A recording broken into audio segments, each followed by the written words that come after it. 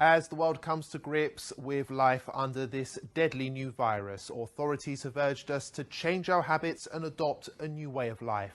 This you already know, but what might surprise you is that your new lifestyle is an Islamic one.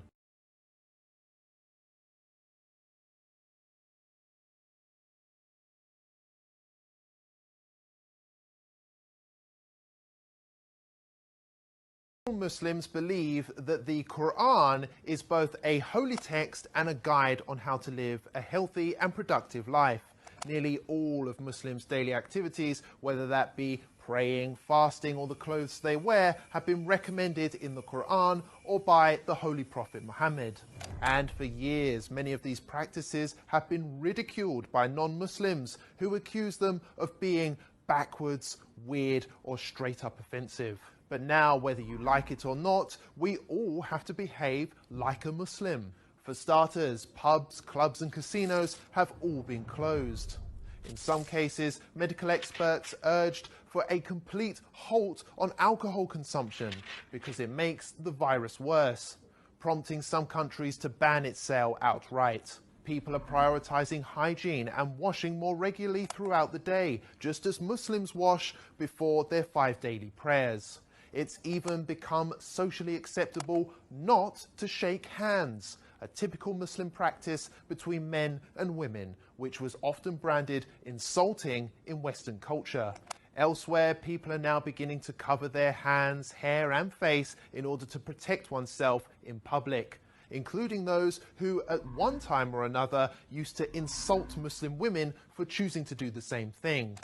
Well, it's you know, you can use a scarf. A scarf is, everybody, a lot of people have scarves, and you can use a scarf. Scarf would be very good. And my feeling is if people want to do it, there's certainly no harm to it. I would say do it, but use a scarf if you want.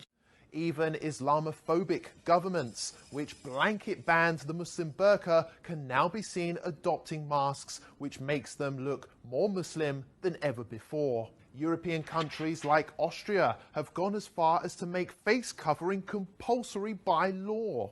And the face veil, covering, has turned out to be so beneficial that London aims to make it compulsory for all in shops and on public transport going forward. And there's more. On the economic front, interest rates have been slashed to near 0% in some cases, which is exactly what Islam teaches. Muslim families also self-isolated naturally for prayers and fasting during Ramadan for an entire month, while non-Muslims massed on British beaches. Now, you may ask, what's the point in bringing this all up? Well, the fact is, Muslims have been subjected to years of hate just because they love their faith. It's worth highlighting that it took a global pandemic to prove that Muslims have been right all along, and perhaps it's Western values which need reforming rather than Islamic ones.